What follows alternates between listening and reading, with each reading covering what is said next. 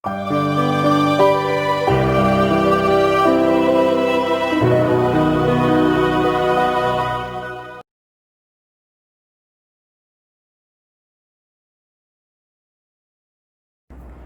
అండి, welcome back to my channel my home my dream. ఎలా ఉన్నారు? అందరు బాగున్నారా? సో నేనైతే చాలా బాగున్నాను. సో ఈరోజు మీ అందరితో ఒక విషయం షేర్ చేసుకోవాలనుకుంటున్నానండి. అదే మన సిచ్యువేషన్, మన ప్రజెంట్ సిచ్యువేషన్. కరోనాతో పాటు మనం కూడా బ్రతకాల్సి వస్తుంది. సో బయట చాలా మందికి స్ప్రెడ్ అవుతుంది.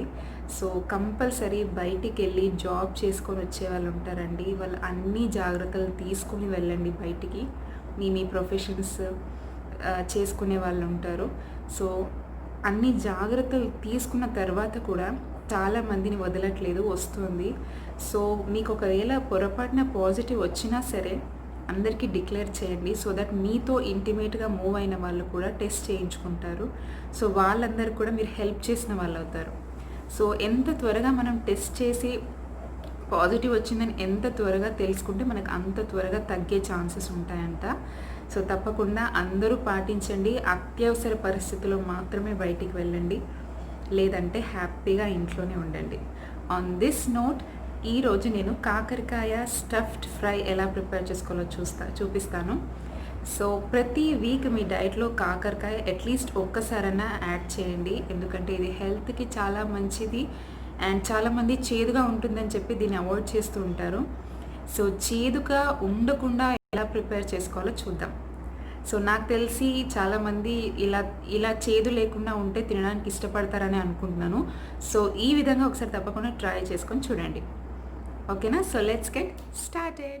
కాకరకాయలను మంచిగా చెక్కంతా తీసేసుకొని ఇలా నీట్గా కడిగేసి పెట్టుకోవాలి. దాని మధ్యలో ఉన్న ఇత్తులు అన్నీ తీసేసేయాలి. అండ్ తొడమలు మాత్రం కట్ చేయకండి, పైన కింద అలాగే ఉంటే బాగుంటుంది చూడడానికి.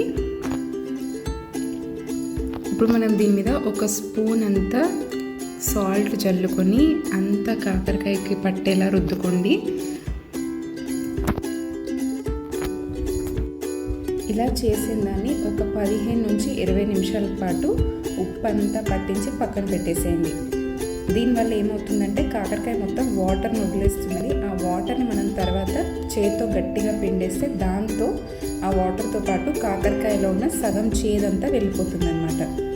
సో అది పక్కన పెట్టేసి ఇప్పుడు నేను కాకరకాయకి స్టఫింగ్ ఎలా ప్రిపేర్ చేయాలో చూపిస్తాను. సో దీనికి మనం ఎన్ని కాకరకాయలు తీసుకుంటే దానికి సరిపడా స్టఫింగ్ రెడీ చేసుకోవాలి. నేను ఒక 6-7 కాకరకాయలు తీసుకున్నాను కాబట్టి ఒక 2 పిడికిలు పల్లీలు అండ్ ఒక పిడికిలు ధనియాలు వేస్తున్నాను. అండ్ అందులో ఒక స్పూన్ నిండా జీలకర్ర వేసుకోవాలి. ఇవన్నీ స్లో మంట మీద కాల్చుకోవాలండి, మరీ హై ఫ్లేమ్ మీద కాల్చుకుంటే మాడిపోతాయి. అండ్ ఇప్పుడు ఒక పిడికిలి నువ్వులు,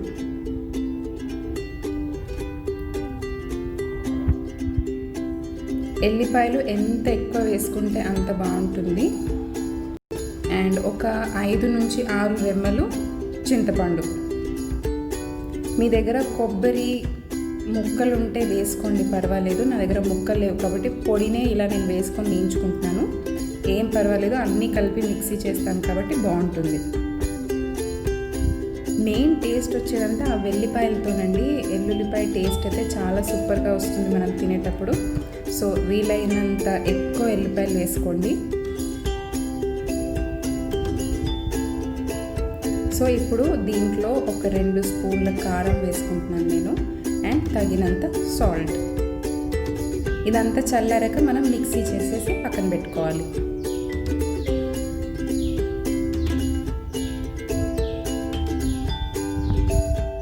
సో ఇప్పుడు కాకరకాయలను నానబెట్టి ఆల్మోస్ట్ 20 నిమిషాలు అవుతుంది. సో చూసారు కదా, ఉప్పు రాసినందువల్ల ఇలా పిండుతూ ఉంటే ఎంత వాటర్ బయటికి వస్తుందో. ఇలా చేయడం వల్ల కాకరకాయలో ఉన్న 75% చేదంతా పోతుంది. సో చేదు ఇష్టం ఉండని వాళ్ళు తప్పకుండా ఈ స్టెప్ని ఫాలో అవ్వండి కాకరకాయ చేసేటప్పుడు. సో చూసారు కదా ఎంత వాటర్ వదులుతుందో. ఇలా అన్నీ గట్టిగా పిండుకొని అసలు వాటర్ అంతా లేకుండా పిండేసుకోండి.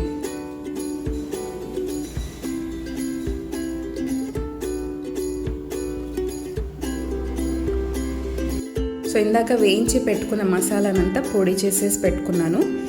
ఈ మసాలా పొడిని మనం కాకరకాయ లోపల స్టఫ్ చేసుకొని ఒక 15 నిమిషాల పాటు వదిలేయాలి. అప్పుడు ఏమవుతుందంటే ఈ స్టఫింగ్ని మొత్తం కాకరకాయ పీల్చుకుంటుంది, టేస్ట్ ఇంకా బాగుంటుంది. వెంటనే ఫ్రై చేయకండి, కాసేపు అలా వదిలేయండి.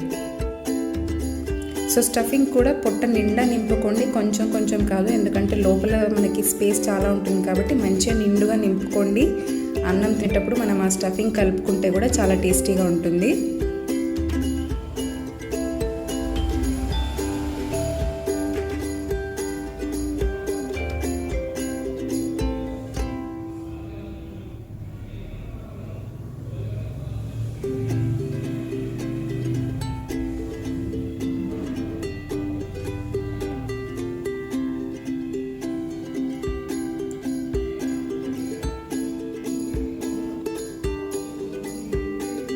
చూసారు కదా, అన్నిటినీ స్టఫింగ్ చేసుకుని ఒక 15 మినిట్స్ వరకు నేను పక్కన పెట్టేసుకున్నాను. తర్వాత ఫ్రై చేస్తాను. ఇప్పుడు ఒక ప్యాన్లో ఆయిల్ హీట్ చేసుకున్న తర్వాత, ఇది ఆప్షనల్ స్టెప్, నేను ఆనియన్స్ వేస్తున్నాను ఒకటి సన్నగా కట్ చేసి. ఎందుకంటే నాకు ఆనియన్స్ మొత్తం ఫ్రై అయిపోయి కొంచెం మాడినట్టు అవుతాయి కదా, అది అన్నంలోకి చాలా బాగా అనిపిస్తుంది నాకు. అందుకే నేను ఆనియన్స్ ఇంకా పచ్చిమిరపకాయలు వేసుకున్నాను.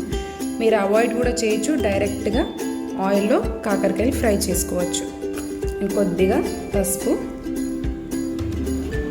ఇది మరీ వేగాల్సిన అవసరం లేదు, ఎందుకంటే కాకరకాయతో పాటు వేగుతాయి కాబట్టి మనం వెంటనే కాకరకాయ కూడా వేసేసుకుందాం ఇందులో.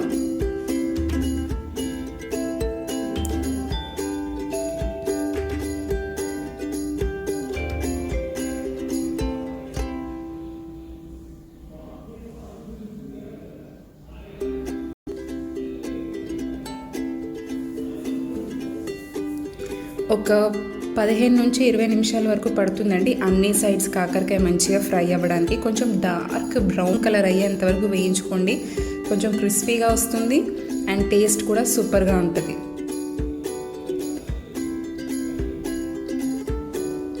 అండ్ కొంచెం అన్ని వైపులా తిప్పుకున్న తర్వాత మూత పెట్టేసుకొని ఒక 15 నిమిషాలు ఉంచుదాం అలాగే. మధ్య మధ్యలో మూత తీస్తూ కాకరకాయని అన్ని వైపులా కుక్ అయ్యేలాగా తిప్పుకుంటూ ఉండండి. దీనివల్ల కాకరకాయ అన్ని సైడ్స్ మంచిగా ఫ్రై అయ్యి టేస్ట్ కూడా బాగుంటుంది.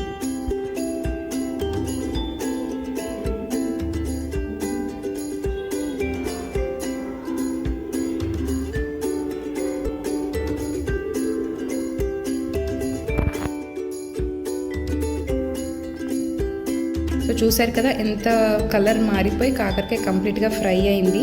ఇప్పుడు ఒకసారి మనం ఇంకొంచెం ఏదైనా మసాలా పొడి మిగిలినట్టయితే లాస్ట్కి అది కూడా వేసేసుకుంటున్నాను ఇందులో. అండ్ చూసారు కదా, ఆనియన్స్ అయితే అస్సలు కనిపించట్లేదు, మొత్తం ఫ్రై అయిపోయి అది అన్నంలోకి చాలా బాగుంటుంది. మీ ఆప్షనల్ అండి, మీకు ఇష్టమైతే వేసుకోవచ్చు, లేదంటే అవాయిడ్ కూడా చేసుకోవచ్చు. సో ఇప్పుడైతే కాకరకాయ రెడీ అయిపోయింది. ఇలా అన్ని సైడ్స్ మంచిగా ఫ్రై అయ్యేలాగా ఫ్రై చేసుకోండి. మధ్యలో అటు ఇటు తిప్పుతూ నీట్గా ఫ్రై చేసుకోవాలి. అంతే, ఎంతో టేస్టీగా కాకరకాయ స్టఫ్ ఫ్రై రెడీ అయిపోయింది. అస్సలు చేదనేదే లేదు, చాలా సూపర్గా ఉంది. ఎస్పెషల్లీ సాంబార్లోకి, పప్పులోకి చాలా బాగుంటుంది. మీరందరూ తప్పకుండా ట్రై చేయండి.